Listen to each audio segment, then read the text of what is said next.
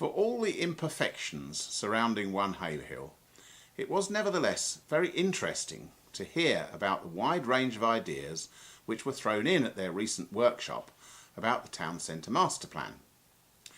As was pointed out recently by councillors, this stands in stark contrast to the lack of results from the £10,500 stakeholder consultation exercise commissioned by Suffolk County Council from private consultants in September.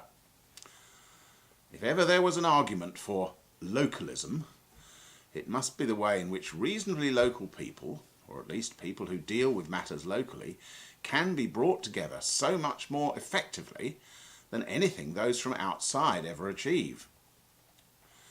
Ever since 1974, when Haverhill Urban District Council was brought to an end and the town was handed over to the tender mercies of St Edmundsbury and of Suffolk County Council, it has basically been run at arm's length by people who never grasped the crucial issues because they rarely, if ever, came here.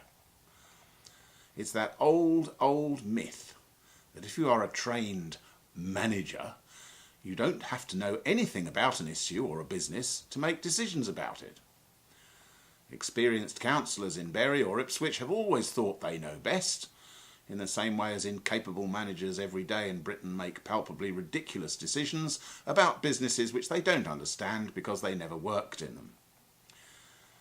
Every now and again, someone with a bit more nous than the others comes up with something useful which helps redirect progress, but it soon drifts back again, usually due to lack of resources, by which is meant a need for resources elsewhere, usually somewhere more affluent.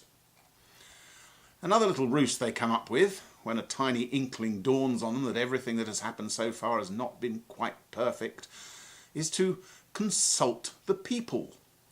It's a way of shifting the blame when things don't work out. They pretty much know things won't work out because there are only two possible results of consultation with the public: the right answer and the wrong answer.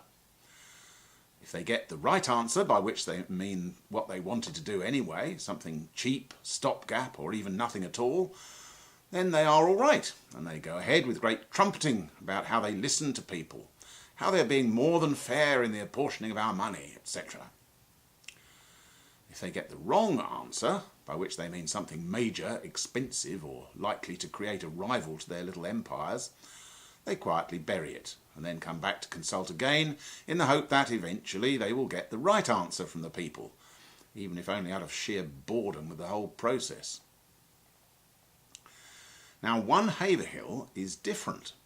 It is approaching things from a Haverhill perspective. You can tell that because it has already floated some ideas which would cost eye-watering amounts and seem like the height of utopia. The big test will be to see how seriously some of these are pursued.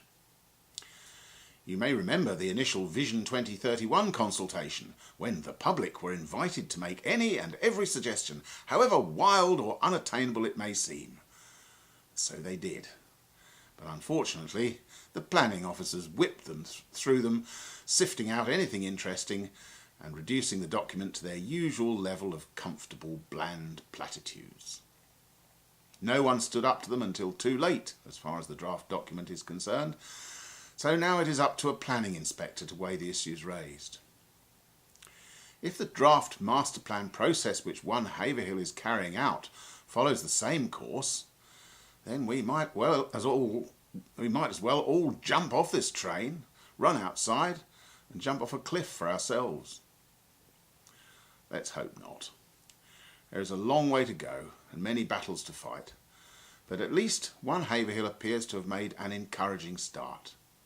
And you have to start somewhere.